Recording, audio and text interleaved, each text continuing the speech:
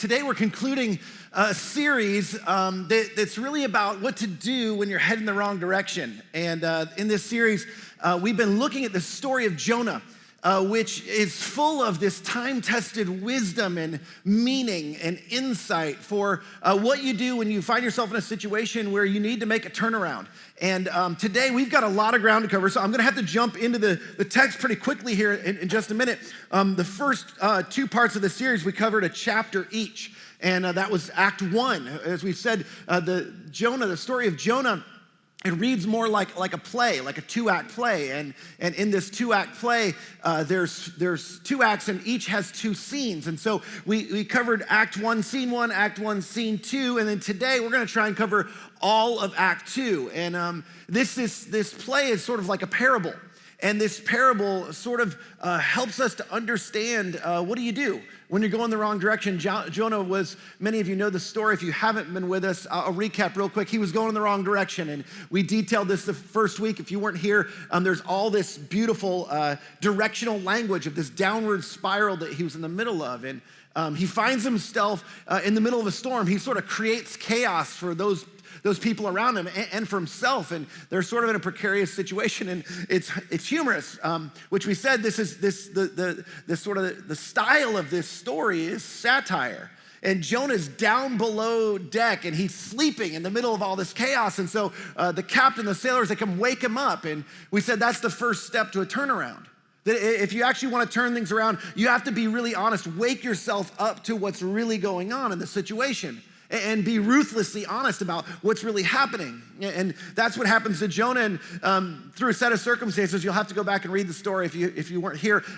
They throw him overboard to kind of calm the sea. And so they throw him overboard, and Jonah gets swallowed up by the fish. That's the famous part of the story. And he goes into what's known as the belly of the beast, which is what you do when you've been in this, where you're facing like really difficult circumstances or difficult situation in life. And he has to contemplate why he's ended up where he has.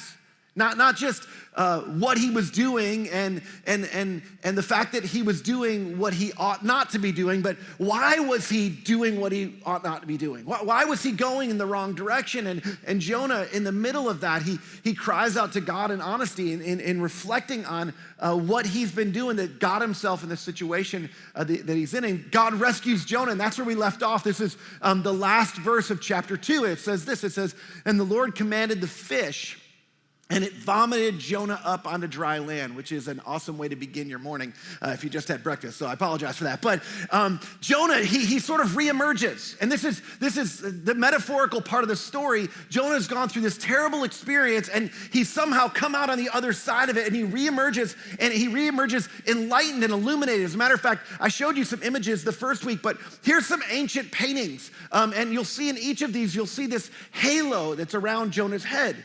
And a lot of these, the artists in the ancient world, they would try to represent what happened in the story when they show these pictures. And so what we see is Jonah has this halo, which represents this new learning, this enlightenment. He's learned something new. Jonah reemerges, and he reemerges with a message in his hand. And it's like, okay, we expect a lot more from Jonah. He's been given a second chance, which this is sort of where I want to jump in with us today. Like, have you ever been given a second chance? In life, in your story, like you somewhere back in, maybe your childhood or your early years, or maybe it was in your career, or maybe it was in your marriage. Maybe it was something that was significant to you. I've done a lot of dumb things in my life that I'm not proud of, but I'm grateful for people that gave me second chances. As a matter of fact, my brother who's sitting on the front row, he doesn't know I'm going to tell this story, which is not always a good thing when you're telling a story about a family member. But when we were in college, we did a lot of really dumb things, like a lot of us did in college. Like, did anybody else do dumb things in college?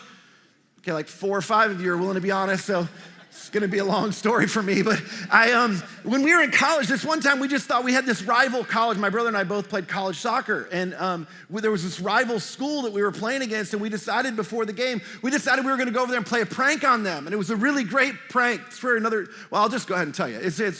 It's kind of short. We thought it would be great if we showed up. We were going to play at their field. We thought when we showed up, it would be awesome if the name of our school was on the middle of their field.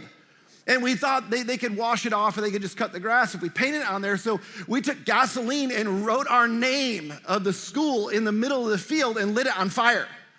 And so the bad part about that is there's some people that sort of caught us and they were chasing us, and we thought it was like campus security from their school, but it wasn't. It was some angry students and athletes that were like waiting for us to come because they had heard somebody tipped them off that we were gonna do this prank. And so literally they're chasing us, and we're driving down the road, and literally they start smashing into the back of our car. And we're at like high rates of speed. Like I literally thought I wasn't gonna make it out of that night. And not only that, like we ended up getting caught and in trouble. And I was on scholarships. So I was like, they were threatening like, hey, you could get kicked off the team and you could lose your scholarship. And I was grateful to get a second chance.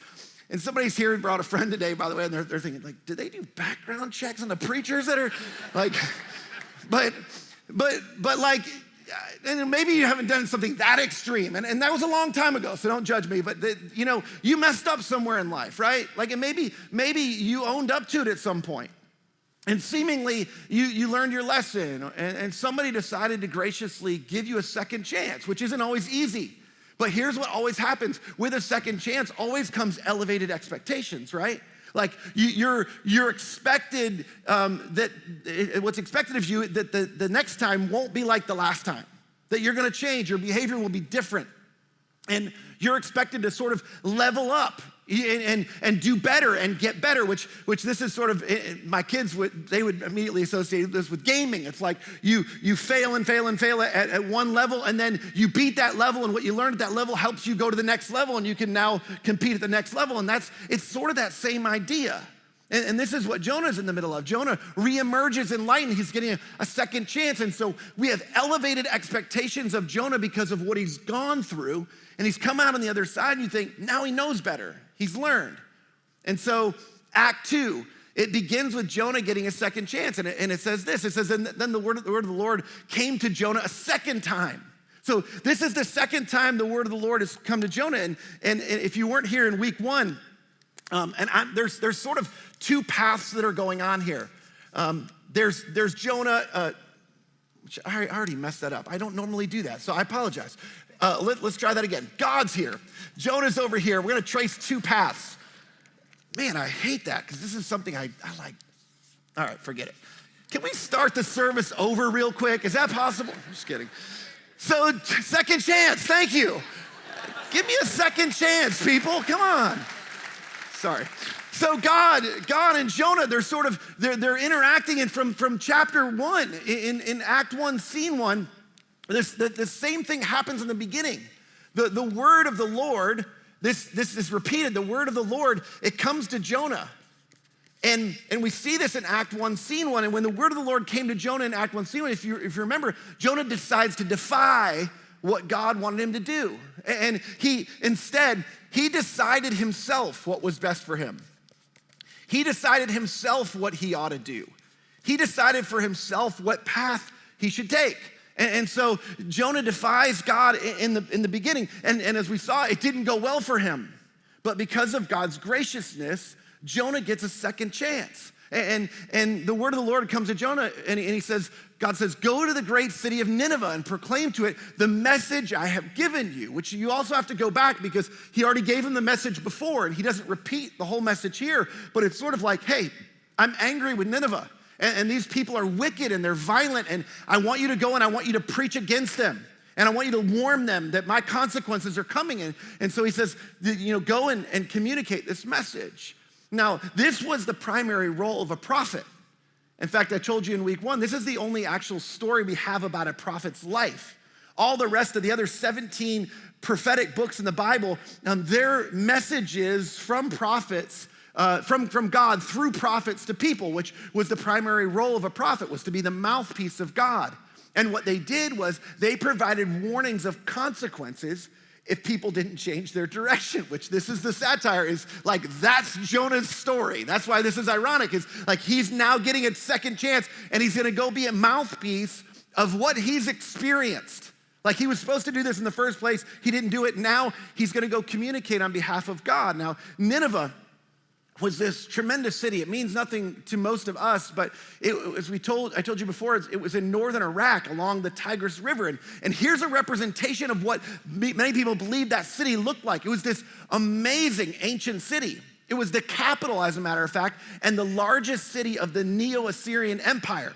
So there was the Assyrian Empire that lasted a long time, and then the Assyrians reemerged, and they took over the whole world. This was before the Babylonians took over them, for those of you who are history people. The Neo-Assyrian Empire was the largest empire in the world, and Nineveh was the largest city in the largest, most powerful empire in the world. As a matter of fact, the royal palace had a 7.5-mile wall, fortification wall that went around it. It's a massive city. Massive palace. Like this is the world power of the time. And we're told Jonah, so he goes to Nineveh and he began to go a day's journey into the city. And he's proclaiming, here's the message he's proclaiming. This isn't the message God gave in the beginning, but the message he's proclaiming is 40 more days and Nineveh will be overthrown. Now, that's sus, which is the way my kids would say it, but we should immediately be suspect of Jonah's behavior here. I mean, he's not even halfway into the city. He's not at the center of the city. He's not communicating the right message, and he gives this pathetic sermon, which, by the way, in the Hebrew, it's only 5 words. It's 5 Hebrew words, and it's an incredibly vanilla warning. It's not what you would expect. It's no real attempt to alarm people or to warn them that like something terrible is coming.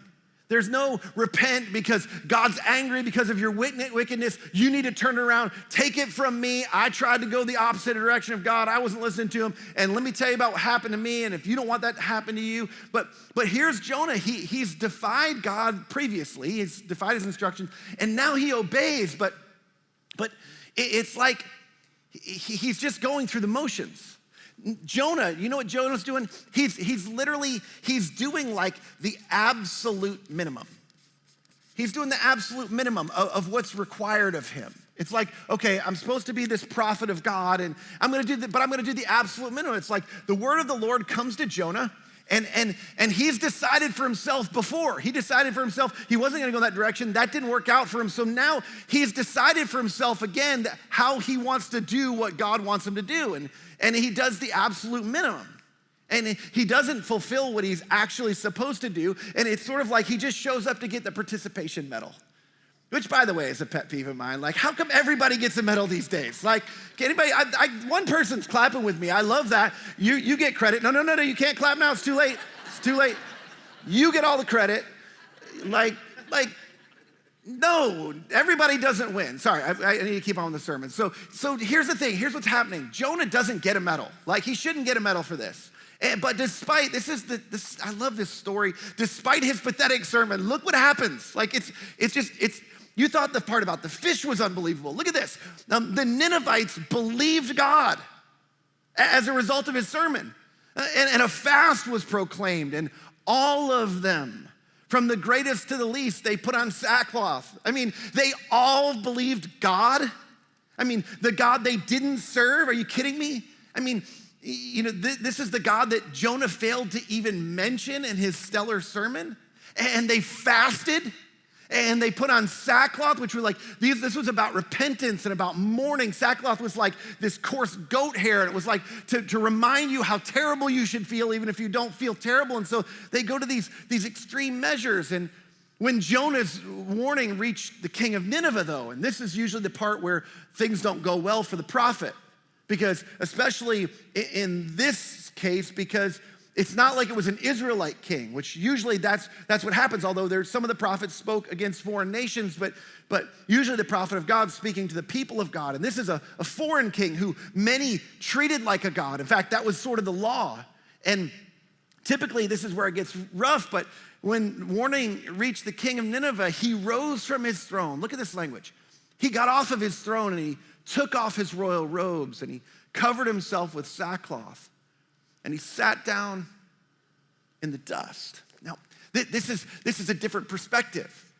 We have the path that Jonah took, and then we have the path that the king took. And the king, when the word of the Lord comes to the king through second hand, by the way, or maybe second or third or fourth hand, Jonah's preached this pathetic word, and he's not even halfway into the city, and the word eventually trickles to the king. And what does he do? He's casting off everything that symbolizes his power. He gets off of his throne and he takes off his royal robe, and instead he puts on the coarse goat hair.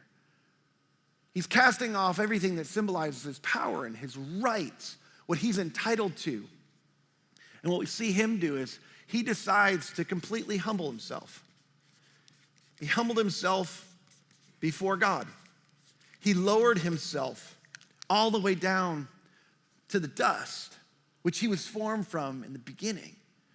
And then the king makes this decree, and we don't have time to read the whole decree, but he makes this decree. It's a proclamation, and the decree is that everyone, in fact, every living thing is to fast and cover themselves with sackcloth.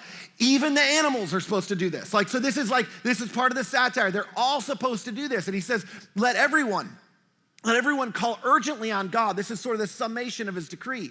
Let everyone, including the animals, call urgently on God and let them give up their evil ways and give up their violence. Basically, the king's saying, look, we need to do everything we can possibly do to show God that we're serious. And then if you weren't sure that the king was really humble, he said, we're gonna do everything we know how to do. And even though he's the most powerful king in the world, we're gonna do everything we know how to do. And who knows? God may yet relent. It's not for sure, but God may yet relent with compassion, and with his compassion, turn from his fierce anger so that we will not perish. Again, don't miss this. This is presumably the most powerful person in the world, in the known world at that time. And what he's doing is he's not doing the absolute minimum. He's decided that he's gonna take extreme measures. He's gonna use every bit of his power and everything within the scope of his rule to get everyone, after he's heard what the Lord's bringing towards them, he's decided, I'm gonna humble myself. And the path I'm gonna take is I'm gonna take extreme measures to relent, to humble myself in recognition that there's someone who's greater than me, someone who's actually really in control. Even though most things in the world are under my control, there's someone greater than me. And who knows? I mean, we've been incredibly wayward. We've been violent. We've done the opposite of what this God represents, but maybe there's still a chance. Even though we've persecuted God's people and we've terrorized them, who knows? Maybe God will relent with his compassion. And when God saw what they did and how they turned from their evil ways, which I just want to pause real quick. We're going to talk about what God did when he saw, but we talked about this a couple of weeks ago. It doesn't matter how wayward you've been. You never get too far away. You're never too far off for God to see you and to hear you when you turn toward him. When you humble yourself, when you cry out to him.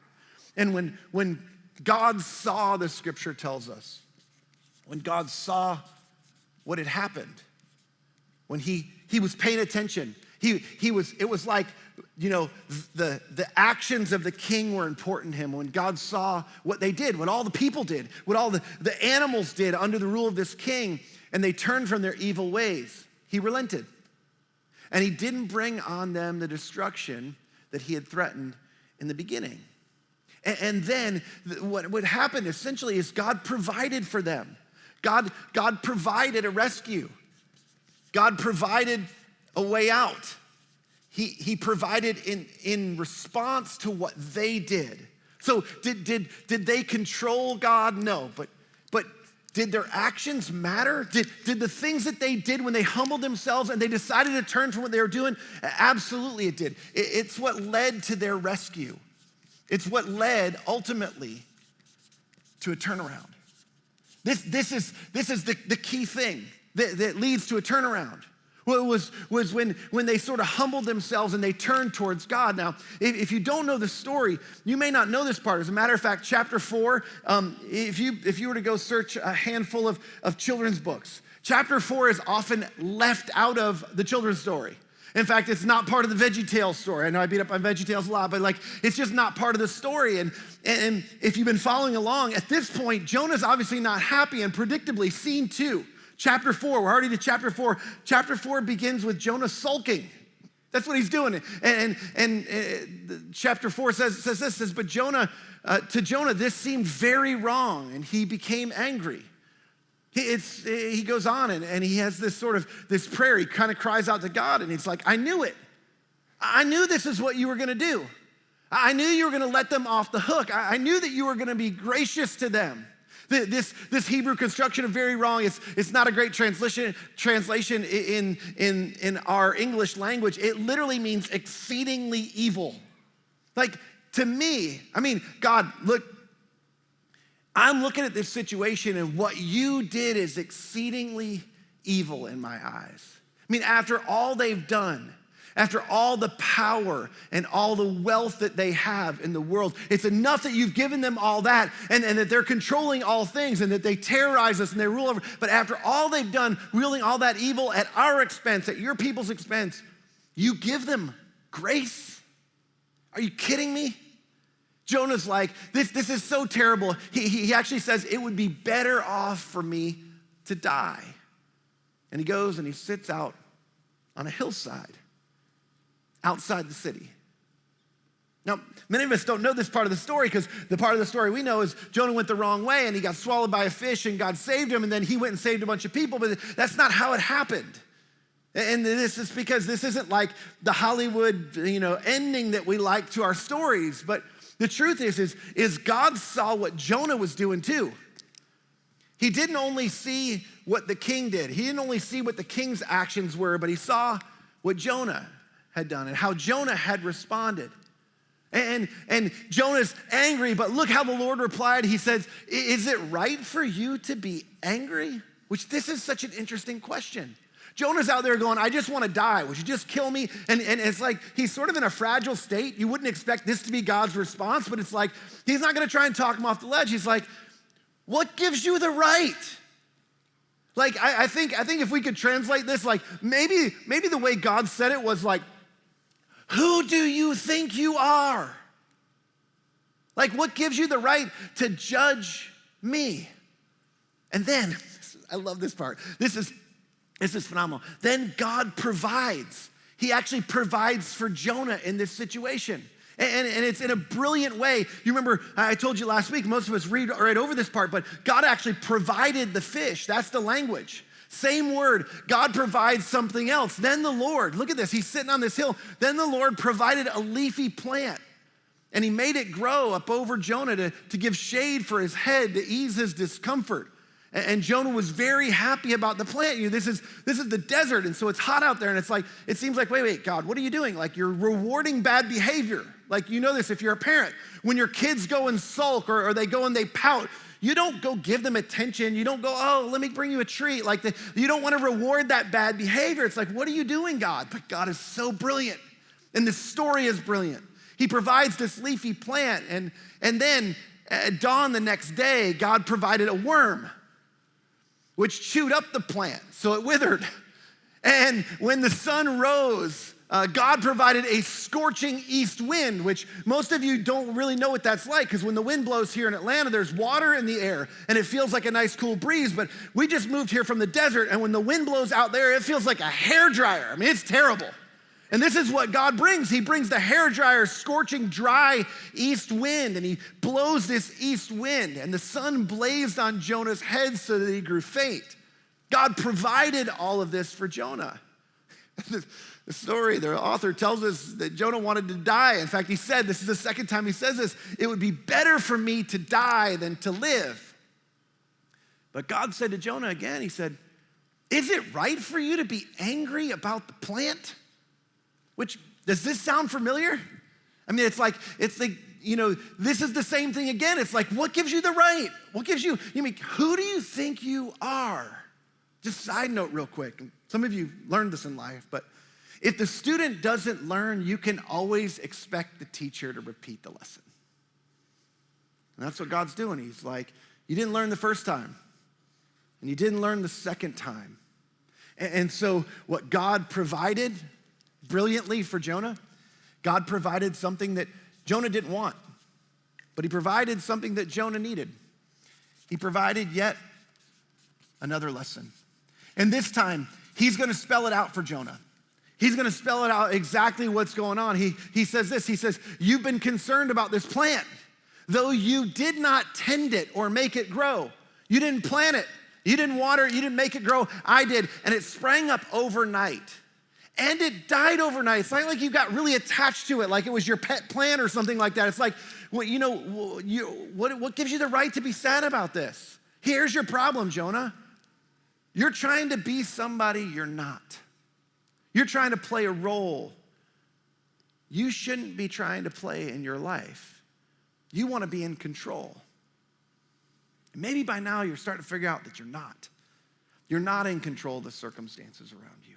There is a God and I am him. And you are not. And I don't need to explain myself to you, but should I not have concern for the great city of Nineveh, where there are more than 120,000 people who can't tell their right hand from their left? Which is basically saying, look, they don't know, and apparently you don't know either, Jonah, but they don't know where they're headed, and they're headed in a weird direction. They're headed towards a storm. They're headed towards rough seas. They're headed towards destruction. And that's why I was trying to send you to them in the first place. Why shouldn't I have concern for them? Just like you, they are my creation. And I am concerned. I care about my creation. And also, there's many animals there too, which is like, cue the laugh track, because this is the place where like things would laugh. Well played. That was really good. You guys didn't laugh, so they were trying to help you out there. But it's basically like, this is where you would laugh. And it's like, and the animals too. And the point is like, Jonah doesn't turn, but God's continuing to be persistent. And he provided for Jonah over and over and over in very interesting and peculiar ways. He provided a storm, and he provided a fish, and he provided this leafy plant, and he provided a worm, and he provided a scorching wind, and which is to say that sometimes the things the Lord provides are pleasant, and sometimes the things the Lord provides are unpleasant. But all the while, he's trying to provide for us. And what is he providing? In the end, what God's really trying to provide for all of his people, what he's trying to provide for you and for me, what he's trying to provide for Jonah, what he's trying to provide for the people of Nineveh, is he's trying to provide his grace, because every single one of us needs God's grace. He's trying to provide the opportunity for us to have a turnaround. See, both the rescue and the additional lesson for Jonah were both provided by the grace of God. Neither one of them dealt with immediate destruction or total loss or total calamity, and it's because of God's graciousness. And God's providing the opportunity for them to turn around. He's providing the opportunity for them to wake up, which clearly the king and the Ninevites did faster than Jonah, which is the irony of the story, because Jonah's the prophet of God. And these people are pagan worshipers, and they've been violent, and they've been terrible towards the people of God. But he's giving them the opportunity to wake up and to dive deep and discover, why are we doing this? And why aren't we submitting to the God? And is there a God that's more in control and the one that I should trust with my life and follow his path? And then they're given the opportunity to level up, to learn from the past experiences, to learn from what they're confronted with when the word of the Lord comes to them. See, many people begin this process. We've been talking about this for weeks. They begin this process, and maybe they even complete the first two steps. It's sort of like, I wake up and go, oh yeah, there's a mess here, and I'm not going in the right direction, and I don't know why. I need to think about that. Why am I going in the wrong direction? And maybe we begin to learn some of the ways and the reasons we're going in the wrong direction, that we never fully navigate the turnaround. And like Jonah, oftentimes we find ourselves back in the same set of circumstances, headed in the wrong direction yet again, needing yet another lesson. But like we said from the beginning, our God is a God of second chances, and third, fourth, and fifth chances. But ultimately, here's what you need to know. Leveling up requires bowing down. This is the only way to complete the turnaround. Jonah's been fighting for the same thing since the very beginning. He wants control of his own life. He wants to be the God of his own life. Jonah, he not only thinks he knows what's right for him, he said twice, I know what's better for me, but Jonah's operating as if he's the ultimate authority on what's right and what's wrong. Okay, yeah, I'll think about it. I'll consider the word of the Lord as it comes to me, but then I'll make a judgment about whether I think that's the right thing for me or not. I know that God said this about my finances or about my relationships or about my sexuality, but I'll decide whether I think that's the right thing for me or not. And the point is that humility is the key to completing the turnaround. When the word of the Lord comes to us and it says, hey, you're going in the wrong direction, and sometimes we don't even need somebody to spell it out because we know. But when it's brought up, we have a decision to make, and we can either choose the path where we're going to decide for ourselves, and we're going to continue to decide for ourselves what we think's best for us, because, let's be honest, this is a really old book, and these are really old stories. As we've seen the last 3 weeks, this is hardly relevant to our lives, except it's the story of humanity, and it's what we all deal with. And we want to be in control, and we want to decide, and we want to determine the direction we should go in because we want to be the God of our own lives. But humility is the key to completing a turnaround. Now, many of you have heard this quote because it floats around a lot, and there's a quote that says, humility is not thinking less of yourself, but thinking of yourself less. It's been misattributed to C.S. Lewis, which he's too smart to write something like that, and I actually don't think this is quite right. I'm sure whoever wrote this is way more smarter than I am, obviously. But I think it's not all there is to it. See, humility actually, I think, is thinking of yourself properly. Now, don't miss this. This is so important. I'm not saying something negative about you. In fact, there's this Hebrew word, the Hebrew word that we translate humility. It means way more than that. This word's used throughout the Old Testament, and it's in relationship to God. And this word humility, it's called anava, is how you pronounce this. And anava, it means to occupy your God-given space in the world. You were created to occupy a certain space in the world. And anava is not overestimating yourself or your abilities. That's arrogance and that's pride. And it's not either underestimating them either. That's false humility. There's an old ancient rabbi. His name's Rabbi Bunham, and he said that everybody should carry around 2 pieces of paper, one in each pocket. And on one of the pieces of paper, you should write, "I am but dust of the earth," because that's what's true about you. God scooped you up from the dust of the earth, and he created you. He breathed his life in you. You're but dust of the earth, but you were created in the image of God. See, this is what provides humility. When I realize that I'm but dust of the earth, but because God breathed his life into me, I was created in his image, and I occupy a space in this world that I was designed and I was created to occupy. See, when you begin to have a proper view of yourself, you begin to experience a humility in relationship to God, a humility in relationship to what God's created you to do and to be in the world. And humility trades this thinking of it's my right, which is what the king threw off. It's my right. It's my right. I should be able to do what I want to do. And it's my right to do what I want to do with my money. And it's my right to do what I want to do in my relationships. And it's my right to do what I want to do with my sexuality. And it's my right to do what I want to do with my company and my employees and whatever it may be. It's my right. It's my life to do what I want to do. Or the need to be right. I need to be right. I want to do it this way, and I think I should do it this way, and I know what's right for me. And I'll decide. I know you say this, God, but I know me, and I know what's right for me, and I have this need to be right. And what humility does is it exchanges this idea of it's my right or the need to be right for getting things right. And in the end, Jonah the prophet, he's still not getting things right. Which I told you, it's this satirical tragedy. He's trying to play the role of God rather than speaking on behalf of God.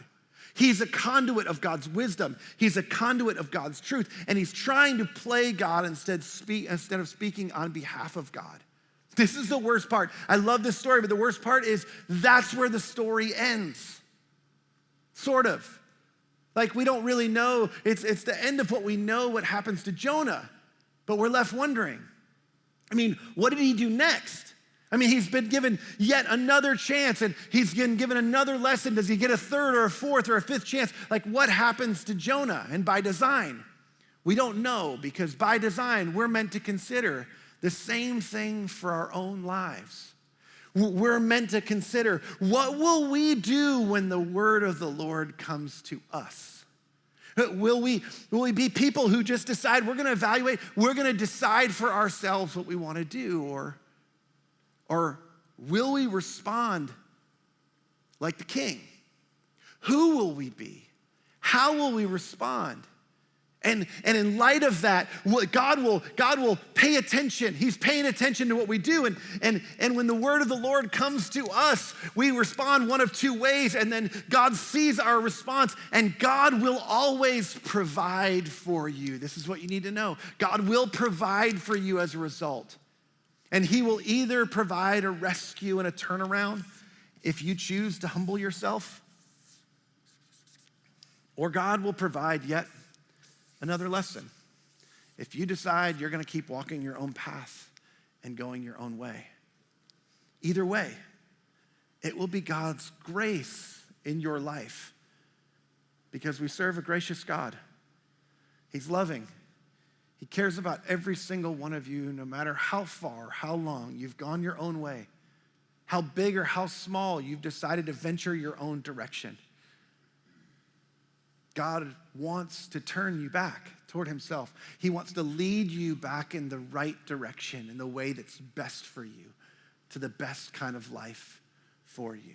Now, just a final note from this story. If you're a Jesus follower, or really if you're anybody who's been rescued for something, I think there's another reason that God takes away the shade tree, which is a really fun part of the story, which is a bummer they take it out of the children's story because like God provides this shade tree, it seems awesome, and then the worm eats it up. It's like this really funny trick that he's played. But I think the reason God does this, the reason he takes away the shade tree is because God didn't rescue Jonah so he could sit under a shade tree. That's not why God rescues any of us. God rescued Jonah for the same reason he rescues you and the way he's rescued me is so that we can join him in rescuing others because rescued people rescue people. That's what they do. When you realize what you've been rescued of, you're like, I gotta help other people who are going the wrong direction. I don't want them to experience what I've experienced. They're going in the wrong direction. And when you see somebody in that way, you wanna go and rescue them. I told you at the end of week one about my friend David, who his wife and another friend and I had to rescue. We had to have an intervention with him. And I had to take him to a 90-day inpatient treatment program where he had to deal with a sickness he was wrestling with that had gotten a hold of him. And he needed help turning around. And to David's credit, his eyes were open. He woke up to what was really going on. And he decided to dive deep as to why. Why was he responding in this way? And after I finished this story that first week about David, I walked up the stage after the second service, and a guy walked up to me and he said, hey, we've never met, but I wanted to thank you for being a part of my rescue. I said, oh, really? Tell me about that. Like, how were you rescued? He said, well, a few years after David got out of treatment, David did for me what you did for him. It's amazing. Here's the thing. There's no telling how many people actually David's been used by God to rescue. He's actually on the board of the organization now that he once was in treatment with. Now, that's leveling up. That's living a good story. Here's what you need to know. Whatever you've experienced, God wastes nothing. He wants to use everything you've experienced in your life. In fact, God provides opportunities for you to wake up to the things that are going on in your life that are not good, to the reality that things could be better, that there's a better way to live, that God wants more for you. And he wants to help you dive deep into understanding all that. And then if you're willing in humility, he's gonna allow you to level up. And he's gonna bring purpose and meaning to all the things that you faced while you're navigating a turnaround. May we be people who leverage all the things that God provides in our life, good or bad, to lead others, to point others to the grace of God. Maybe we be people who are rescued people, who go out and by God's grace and with God's partnership, rescue people around us who are in need of experiencing the same things that we've experienced, God's grace in our lives. Let me pray for you. God, I pray today for somebody who's here and they've been wrestling. And maybe today somebody just kind of came in at the end of the story. They came in at the end of the movie, if you will. And they didn't get to hear the first act of the play, and they showed up today and they're going, I know I'm going in the wrong direction. I've been headed in the wrong direction for years, for a long time. And maybe today, this was sort of their last shot. Maybe they logged online because a friend shared this or shared it on Facebook or told them they should check out the series. And maybe they just decided today, after somebody's bugged them for weeks, to jump on. And maybe they're watching, or maybe they're here and they're thinking, this can't be true for me. I'm too far gone. I've lived in the wrong direction for way too long. God, I pray in this moment, by the power of your Spirit, which is the only way this happens, that you would help them to know that you are near, that they would have a keen sense that what they're feeling, what's stirring inside of them, is not my words. It's not the music playing behind me. It's the God of the universe providing an opportunity for them to wake up to their circumstances, to begin to consider and to dig deep into why they're headed in the direction that they are. And God, that you want to provide for them a turnaround in their lives. I just pray you'd give them the humility today to surrender, to throw up their hands and go, God, I'm done controlling my life. I've messed up my finances too many times. I'm done controlling that. I'm going to surrender. I'm going to do it your way. I've messed up too many relationships. I'm going to surrender. I'm going to do it your way, God. I've messed up too much in my own personal life or in my business. I've found myself in this same mess over and over. And so today I'm not going to decide for myself anymore. I'm going to surrender to your way. Help me to know what that is. God, I pray that you would help them to know it. Bring people around them. But first today, maybe they would just begin by saying, God, I surrender and I give up control of my life to you. Maybe for the first time, I want to receive the grace of God in my life. I've been trying to do life my way my whole life. And today I surrender to you, God. I want that free gift of your grace that you sent when you paid the penalty for all my wrongdoings, when you put Christ on the cross, your son. And I want to receive your grace and your salvation in him. God, I pray that you would continue to save us over and over from ourselves as we surrender control to you. I pray it in Jesus' name. Amen.